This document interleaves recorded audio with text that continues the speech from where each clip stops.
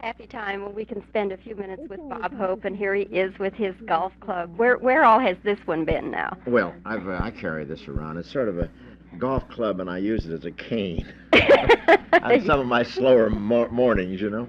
I've seen you moving around. A cane you don't need, something to slow you down. Listen, I have to congratulate you because you and Dolores won a golf tournament. Yeah, we did 2 weeks ago. We won the El Dorado Mr. and Mrs. tournament. Yeah, who all was playing in that? Well, quite a few people, about 100 couples, and we got through it all right without having a fist fight or anything.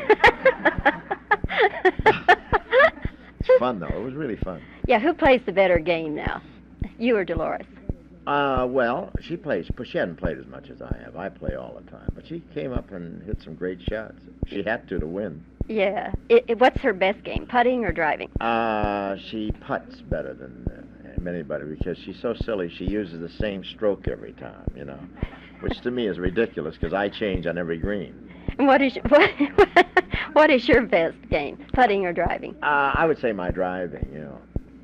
Okay. I think in golf, I think your putting is the first thing to leave you, as Ben Hogan will attest to, because I understand he's still hitting the ball great off the tee and to the green, but when he gets on the green to putt, he looks like he's the pro at managers, you know. Bob, you just came back from Washington not too long ago before you came to Dallas to help us with our Dallas Salutes benefit tonight. And I know that was a fantastic night for everybody there. It was. But when you talked with the president, could you lay any lines on him about Watergate? Funny lines, I mean. No, I wouldn't even embarrass, and I didn't even use any lines about Watergate, which I'll use tonight, by the way. I'll use a couple tonight at the Cotton Bowl.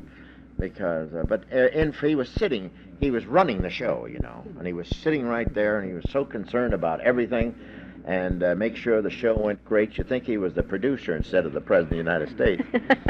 And so it would be actually unfair and embarrassing to him, and I wouldn't want to be that because he's done so much for us, you know, and especially I didn't want to lay one line on him and say to these guys that he was the reason we all were together there, because actually he was, you know.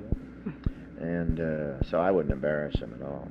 Privately, did you talk with him at all about it? No, I didn't have a chance to, Bobbie, not on this trip. Mm-hmm. Because I was working hard on the show. I emceed the show, and I had to work very hard on my material, and I didn't even go to the reception, which I was kind of sad about because I knew so many of the POWs, you know, and after the show I stood on the stage for an hour and a half, and these cats kept coming up saying, I saw you in Udor, and I saw you in so-and-so, and I saw you in Korea, and I saw you here, and, you know, and all I kept saying, don't cry. I just didn't want to shed a tear because it's an emotional thing, you know, when you figure what these guys have been through and the price they've paid, and they come out of it better Americans than a lot of us walking around. Mm-hmm. Bob, what do you think about this Watergate thing?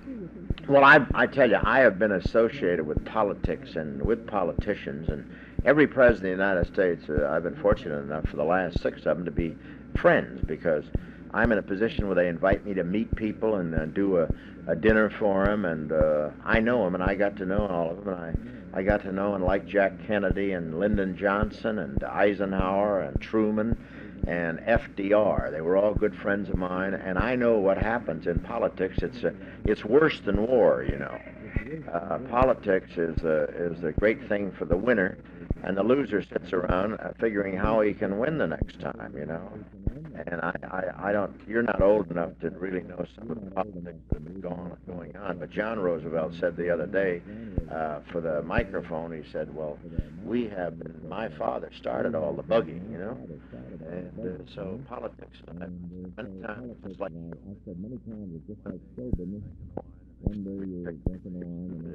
it's one of those things. This was unfortunate that these particular fellows got caught.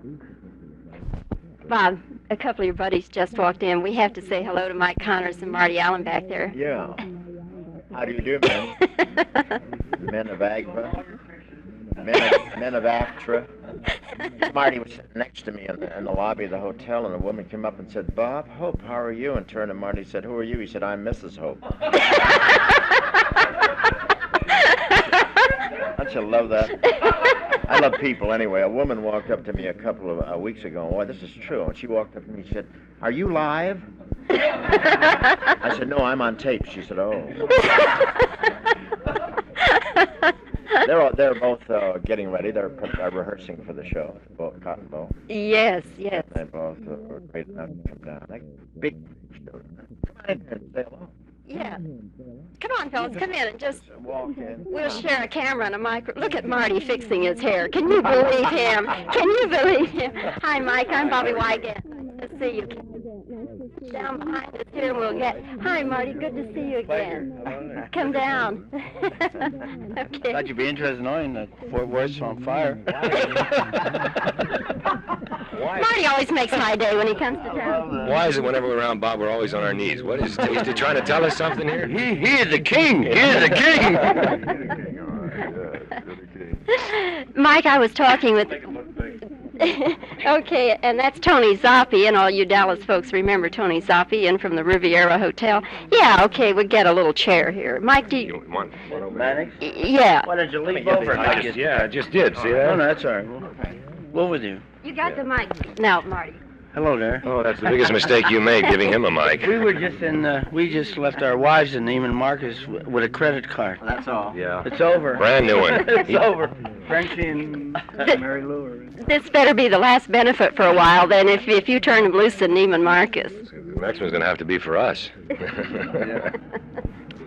Bob. Don't you like that Marty's hair? It looks like he just came out of a wind tunnel or something. Look at that. That's a gorgeous little spit curl. You notice, I was sitting there last night when he said... You checked your hair. I was there when he said, Mrs. Hope, and a woman can blink her